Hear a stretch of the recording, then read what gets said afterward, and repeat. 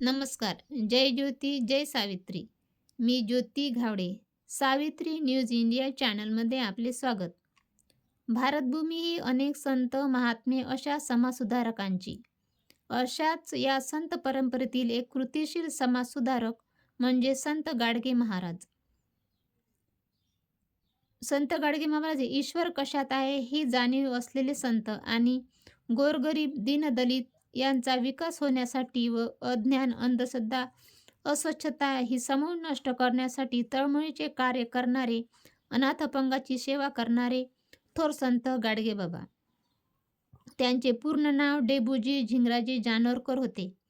त्यांचा जन्म 23 फेब्रुवारी 1876, गाव शेंडगाव, तालुका दर्यापूर, जिल्हा अमरावती.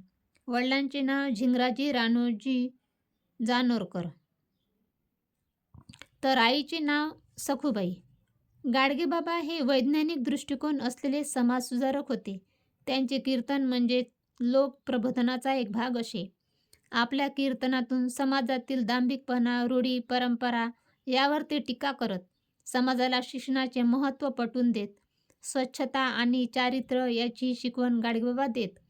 देवळात जाऊ नका, मूर्तिपूजा करू नका, सावकाराचे कर्ज काढू नका, अडाणी राहू नका, बुवाबाजी, मंत्रतंत्र यावर विश्वास ठेवू नका, अशी शिकवण त्यांनी लोकांना आयुष्यभर दिली.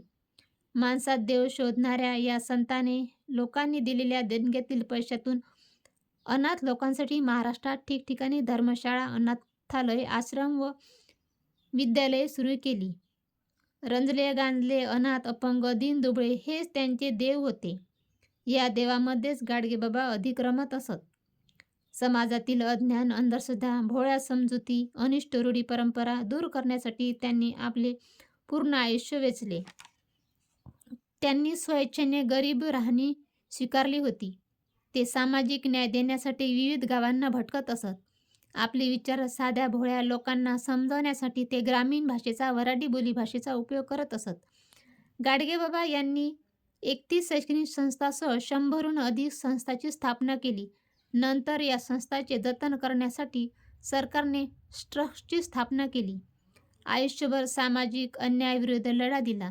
जनजागृतीसाठी अथक परिश्रम घेतले आणि लोकसेवा करता करता त्यांचे अमरावतीजवळ वलगाव येथे पेडी नदीच्या पुलाजवळ 20 डिसेंबर 1956 रोजी देहावसान झाले. अशा या थोर संताला माझे कोटी कोटी नमन.